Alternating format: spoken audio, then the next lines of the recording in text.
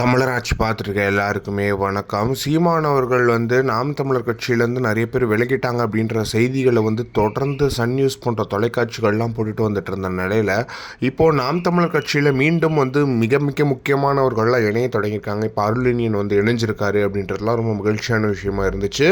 அவருக்கு நாம் தமிழர் கட்சியில் அவரோட பதவியை திருப்பி கொடுக்கப்பட்டிருக்கு அப்படின்றது ரொம்ப மகிழ்ச்சியான விஷயமா இருந்துச்சு அப்படின்னு நம்ம சொல்லலாம். இந்த நிலையில் மிக முக்கியமான 3 பேர் நாம் தமிழர் கட்சியில் வரப்போகிறாங்க அப்படின்றத கலைவன் அவர்கள் சொல்லியிருக்காரு அப்படின்றது ரொம்ப மகிழ்ச்சியான விஷயமா இருக்குது.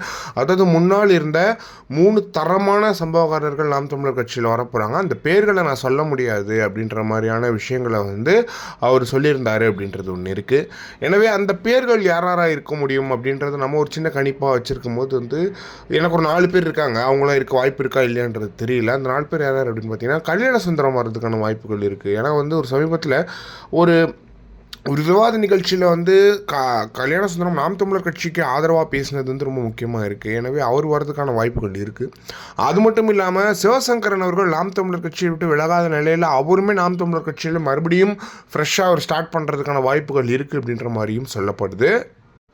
அதுக்கப்புறம் நாம் தமிழர் கட்சியை விட்டு தஞ்சை குகன் அவர்கள் விளங்கியிருந்தாங்க. அவரும் நாம் தமிழர் கட்சியில் மீண்டும் இணையறதுக்கான வாய்ப்புகள் இருக்குது அப்படின்ற மாதிரியான விஷயங்கள் சொல்லப்படுது. இதில் 4வதாக என்னோட கணிப்பு என்ன அப்படின்னு பார்த்தீங்கன்னா காளியம்மானவர்களுக்கும் ஒரு வாய்ப்பு இருக்கா, நாம் தமிழர் கட்சியில் அவங்க மீண்டும் இணையறதுக்கான வாய்ப்புகள் இருக்கா அப்படின்றது தெரியலை. எனவே அடுத்து நாம் தமிழர்களுக்கு சேரப்போகிற 3 பேர் இது சம்பவமாக இருக்க போகுது அப்படின்றதுல ரொம்ப மகிழ்ச்சியான விஷயமா இருக்குது. எனவே நாளைக்கு எல்லாரும் கிளம்பியிருப்பீங்கன்னு நினைக்கிறேன். வாங்க சம்பவம் பண்ணும் அப்படின்றதுல எந்த ஒரு மாற்றமே கிடையாது. இதை பற்றி என்ன நினைக்கிறீங்க அப்படின்ற மறக்காம கமெண்ட் பாக்ஸ்னு சொல்லுங்கள்.